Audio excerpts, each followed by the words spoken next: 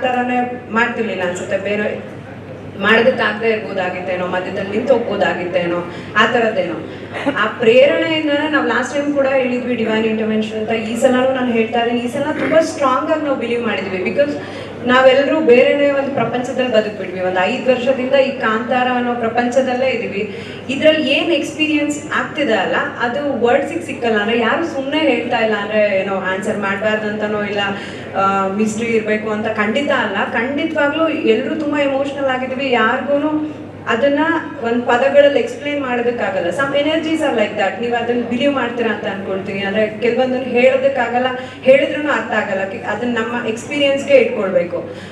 So ಹಾಗೆ ನಾನು ತುಂಬ ಅದನ್ನ ನಂಬೋದ್ರಿಂದ ಇವತ್ತು ಇಷ್ಟು ಸಕ್ಸಸ್ಫುಲ್ ಆಗಿ ಏನೇ ಅಡೆತಡೆಗಳು ಬಂದರೂ ಅದ್ರ ಜೊತೆಗೆ ಈ ಸಿನಿಮಾನ ನಾನು ಅವಾಗಿಂದ ಹೇಳ್ತಾ ಇದ್ದೀನಿ, ಇಟ್ ಈಸ್ ನಾಟ್ ಈಸಿ. ನಾನು ರಿಷಬ್ಗೂ ಯಾವಾಗಲೂ ಹೇಳ್ತಿರ್ತೀನಿ, ಇಂಡಿಯಾದಲ್ಲೇ ಮೋಸ್ಟ್ಲಿ ಯಾರು ಟ್ರೈ ಮಾಡಿರಲ್ಲ ಅನ್ಸುತ್ತೆ. ಅವರೇ ಕತೆ ಬರೆದು, ಅವರೇ ಡೈರೆಕ್ಷನ್ ಮಾಡಿ, ಅವರೇ ಆ್ಯಕ್ಟಿಂಗ್ ಮಾಡಿ ಈ ಥರದ್ದೊಂದು ದೊಡ್ಡ ಸಿನಿಮಾನ, ದೊಡ್ಡದು ಅಂದರೆ ನೀವೆಲ್ಲರೂ ಅದನ್ನು ಬಜೆಟಲ್ಲಿ ತೊಗೊಳ್ಳೋದು, ನಾಟ್ ಓನ್ಲಿ ಬಜೆಟ್ ಈಸ್ಗೆ, ಈ ಥರದ್ದೊಂದು ಗ್ರ್ಯಾಂಡ್ಯೂರ್, ಈ ಥರದ್ದು ಒಂದು ಕ್ರಾಫ್ಟ್, ಈ ಥರದ್ದೊಂದು ನಮ್ಮ ಮಣ್ಣಿನ ಕತೆನ.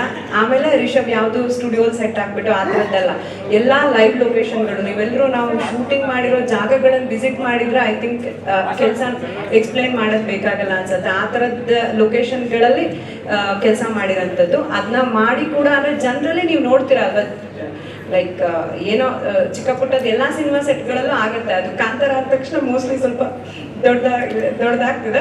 ಬಟ್ ನಾನೇನು ಬಿಲೀವ್ ಮಾಡ್ತೀನಿ ಅಂದರೆ ನಮ್ಮ ಜೊತೆಗೆ ಒಂದು ಶಕ್ತಿ ಖಂಡಿತ ಕಾಯ್ತಾ ಇದೆ. ಇವತ್ತು ಲಾಸ್ಟ್ ಕಾಂತಾರ ಕೂಡ ಈ ಕಾಂತಾರದಲ್ಲೂ ನಾನು ಗುರುವಣ್ಣ ಸಮ್ಟೈಮ್ ಏನಾದರೂ ಕತೆ ವಿಷಯಕ್ಕೆ ಮಾತಾಡ್ಕೊಳ್ತಾ ಇರ್ತೀವಿ.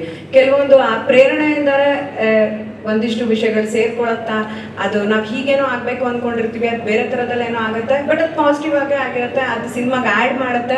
ಅದು ಯಾವುದೇ ವಿಚಾರಗಳಲ್ಲಾಗಿರ್ಬೋದು, ಒಂದು ಕತೆ ವಿಚಾರದಲ್ಲಾಗಿರಲಿ, ಒಂದು ಸೆಟ್ ವಿಚಾರನ, ಒಂದು ಲುಕ್, ಫಾರ್ ಎಕ್ಸಾಂಪಲ್ ಒಂದು ಯಾವುದೋ ಒಂದು ಲುಕ್ ನಾವೇನೋ ಅಂದ್ಕೊಂಡು ಕ್ರಿಯೇಟ್ ಮಾಡೋದಕ್ಕೆ ಹೋಗ್ತೀವಿ, ಅದು ಇನ್ನೊಂದೇನೋ ಆಗುತ್ತೆ. ಸೊ ನಾನು ಬಿಲೀವ್ ಮಾಡ್ತೀನಿ ಆದರೆ ಅದು ಹೀಗೆ ಆಗ್ಬೇಕಂತಿತ್ತು, ಸೊ ಅದು ಚೆನ್ನಾಗೇ ಆಗಿದೆ ಅಂತ. ಸೊ ಆ ಥರದಲ್ಲಿ ಐ ಥಿಂಕ್ ಆ ಶಕ್ತಿ ನಮ್ಮನ್ನು ಕಾಯ್ತಾ ಇದೆ. ಅದರಿಂದ ಈ ಸಿನಿಮಾ ಮಾಡ್ಕೊಂಡು ಮುಂದೆ ಬರ್ತಾ ಇದ್ದೀವಿ.